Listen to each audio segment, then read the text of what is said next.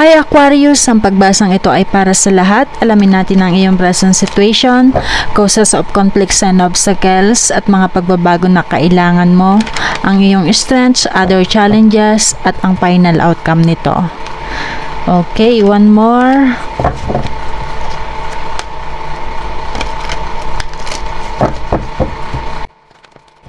Three of Air.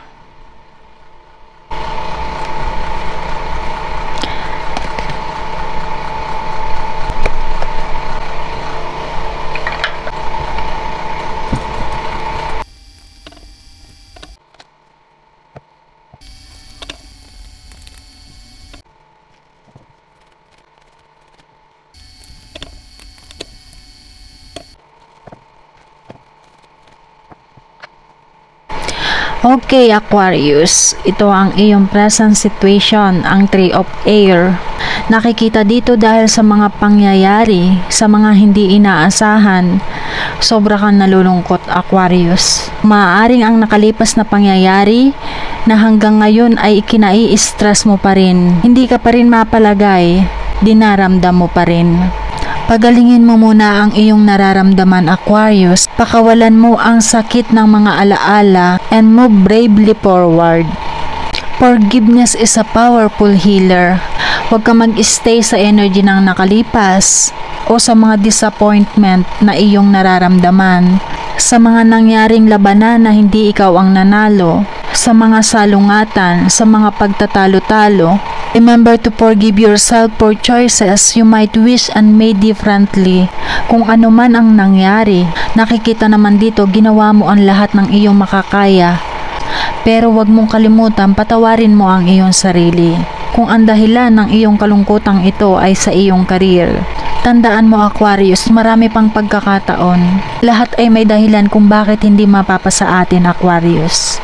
O maaaring hindi pa napapanahon. Kaya huwag kang mawawala ng pag-asa. Pinaka the best Aquarius, pahintulutan mo ang iyong sarili na makapag-move on. Dahil nakikita dito sa iyong causes of conflicts and obstacles, gustong gusto mo na sumuko. Nadidrain ang iyong energy, napapagod ka na. Kung bakit nagiging komplikado ngayon at maaaring nakakahadlang ang iyong pakiramdam, magtiyaga ka pa. Kunting-kunti na lang matutupad na. Aquarius, kahit walang magandang nangyayari sa iyong mga plano, huwag kang susuko. Ini-encourage ka niya dahil kailangan mong magkaroon ng lakas ng loob. At dahil maaari magkaroon pa ng mga hindi inaasahang mga trouble, kung ang mga plano mo ay hindi nagtatagumpay, hindi ibig sabihin katapusan na ng lahat. Huwag kang magkukwit, huwag kang susuko. Ganon din pagdating sa inyong relasyon kung ikaw ay namumroblema ngayon, Aquarius. Magpatuloy ka lamang. Keep going, malalagpasan mo din ang mga pagsubok na yan.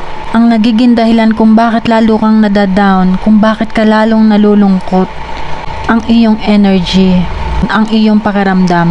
Kailangan mong lumakas muli. Dahil sa iyong mga disappointment, hindi mo nagagawang maayos ang iyong trabaho, Aquarius, na siyang nakakadagdag sa iyong pressure, sa iyong stress. Nakikita rin dito yung mga hindi ine-expect na mga kagastusan. Kaya ngayon namumroblema kayo sa inyong savings. Kung wala kang savings, kung nawala ang iyong savings, try not to worry, Aquarius. At ang Nine of Wands din ay nagpapahiwatig na maging maingat sa paggastos, Aquarius. Kailangan maging matalino sa pagmamanage ng iyong pinansyal.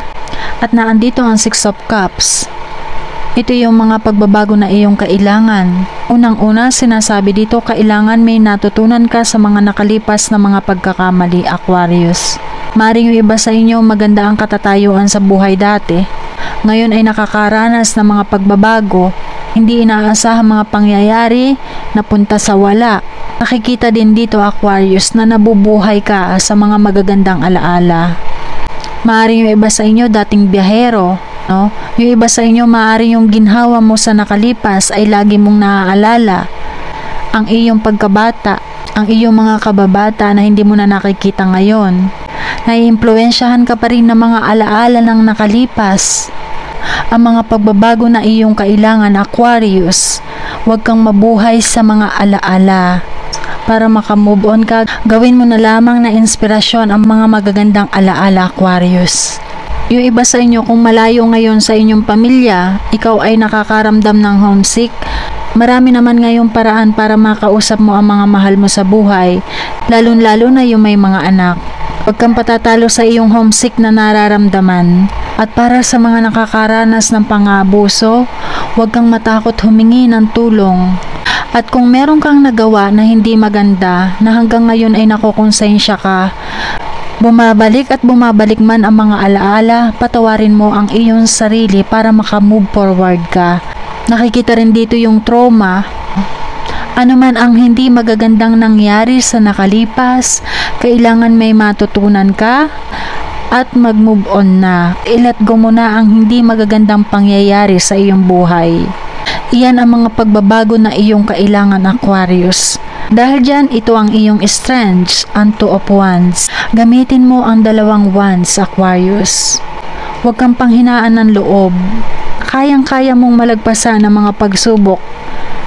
Magdesisyon ka lamang ngayon, Aquarius. Kung talagang gusto mong makamove on, huwag kang matakot muling makipagsapalaran. Huwag kang matakot umalis sa iyong nakasanayang lugar. Buuhin mong muli ang iyong kumpiyansa sa iyong sarili. Kung meron kang 2 opsyon, kailangan mo magdesisyon sa lalong madaling panahon para ikaw ay makamove on, Aquarius. At higit sa lahat, kailangan mo magkaroon ng kakontentuhan sa iyong buhay. Okay? At ito ang iyong other challenges. Ang 9 of Swords. Maaring makaranas ka ng insomnia, anxiety, depression. Maaring ikaw ay natatakot dahil sa iyong pagiging negative, ang dami mong inaalala. Naandyan na hindi ka na makatulog dahil sa iyong mga pag-aalala. Anxiety, kailangan mong palakasin ang iyong loob kung ikaw ay may mga plano, Aquarius. Sobra ang pag-aalala mo para sa iyong future. Sinasabi nga dito, kailangan magkaroon ka ng kakontentuhan. Kung ano lang yung kaya mo, Aquarius, yun lamang ang pagplanuhan mo, sa-isahin mo, para magkaroon ng katuparan. Sa dami mong iniisip, nahihirapan ka na mag-isip, Aquarius. Yan ang nakikita dito. Dahil sa iyong pagiging negative, hindi ka na nagiging masaya. Puro negative na ang nakikita mo, Aquarius. Ang dami mong pagsisising nararamdaman. I-let go mo na nga yan, Aquarius. At pag-aralan mong baliwalain ang mga hindi magaganda mong naririnig. Huwag ka na magpatalo sa iyong nararamdamang mga negative. Pagdating naman sa relasyon, nakakaramdam yung iba sa inyo ng guilty. Nakikita dito na maaaring yung iba sa inyo natutukso, nagkakagusto na sa iba. Kung hindi ikaw ito, Aquarius, maaaring ito ang iyong person. Agapan mo ang pakiramdam na yan. Dahil nakikita dito yung mga sikretong galawan. Patuloy pa rin ang mga sikretong galawan. Sobrang nai-stress, nahihirapan na sa pag-iisip. Nakikita rin dito yung pagiging abuso, bully, paghihirap, mental and emotional, problema sa relasyon, sa money and career. Kailangan mong kontrolin ang iyong sarili sa pagiging negative. At dahil dyan, ito ang iyong final outcome, ang 5 of Swords na reverse at Knight of Pentacles. At dahil dyan, sinasabi sa iyong final outcome, ang tigas ng ulo mo, Aquarius. Nakikita naman dito na gusto mong tapusin kung ano yung iyong nasimulan. Gusto mo pa rin matupad ang iyong mga pinapangarap, ang iyong ambisyon. Pero huwag sa paraang hindi maganda, Aquarius. Iyan ang ipinapaalaala sa iyo.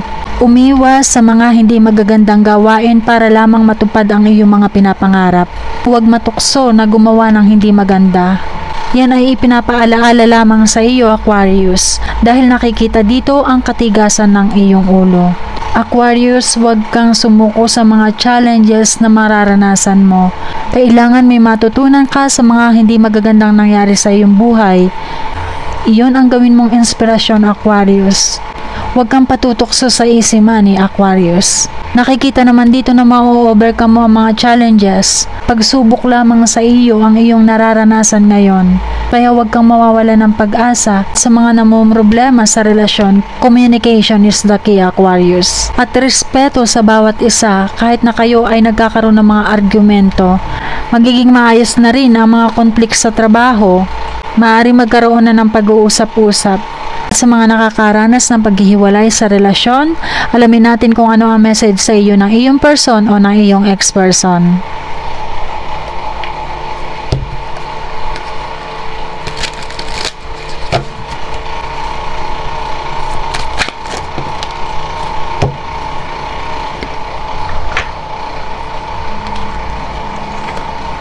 Okay, para sa iba, ito ang kanyang mensahe.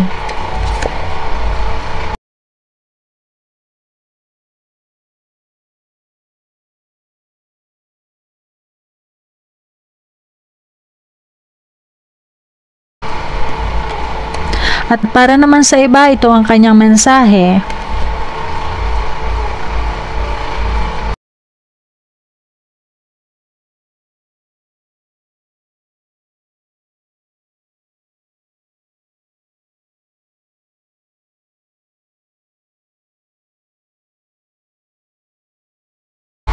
Okay, Aquarius, yan ngayon ang iyong naging pagbasa.